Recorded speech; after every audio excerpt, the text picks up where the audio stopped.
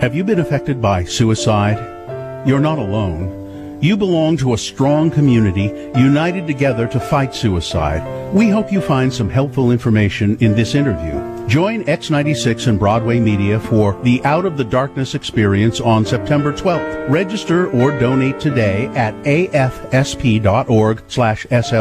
or visit x96.com to learn how you can get involved. This content is made possible in part by doTERRA. Allison Foust. Allison, are you there?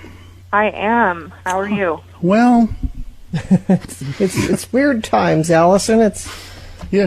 I don't know if you'd noticed that, Allison. I feel you. That's kind of a question we all ask each other when we see each other, but I think we all kind of know the answer. Yeah, Strange it's harder to answer. You used to just say fine and move on, but it's hard to even say that these days. The American Foundation for Suicide Prevention Utah chapter this year will be holding their Out of the Darkness event again, but it's very different this year. And we're doing because we can't get together in a big park and to go on a walk and raise funds for the work to help prevent suicide. But we will be doing something on September 12th, and we'll let you know more about that. And we're going to talk to Allison along with other people about suicide prevention as part of this whole effort, this Out of the Darkness effort.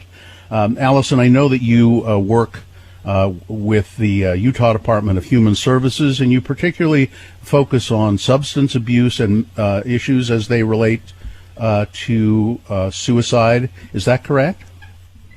Yeah, so I'm a part of the Utah Suicide Prevention Coalition, and so we're kind of a group made up of faith leaders, volunteers, government leaders that are all sort of trying to move the needle on suicide in Utah. So specifically suicide, but I work within the Division of Substance Abuse and Mental Health, so we do have some crossover there with other teams that work on substance abuse prevention.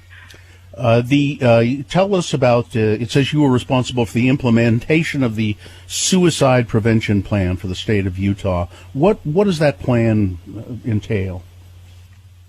Yeah, so if you can find this plan online and read it a little bit more in depth, but the state plan for suicide prevention really looks at suicide in this idea of a comprehensive approach to suicide prevention. So what this means is this includes upstream approaches such as teaching coping skills to our youth in schools, as well as early intervention, teaching people to recognize the warning signs for suicide and how to intervene and have a conversation with friends and family who might be struggling, as well as some of the more downstream efforts. So if people are already in crisis, what services are available, and how do we support families after a death by suicide in the community as well. So all of those elements are covered in the state plan, and there are so many great people in the state working to help us achieve those goals.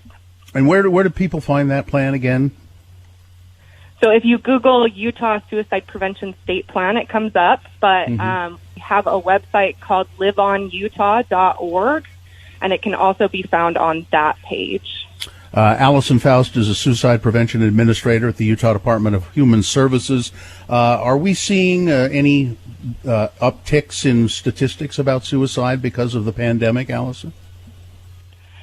It's really interesting. We haven't, this is kind of unprecedented times, right? We didn't really know what to expect. So far, we haven't seen anything notable in terms of increases in suicide deaths. That may be because more people are home and maybe connected to their families in some ways. However, we have seen increases in calls to our crisis line.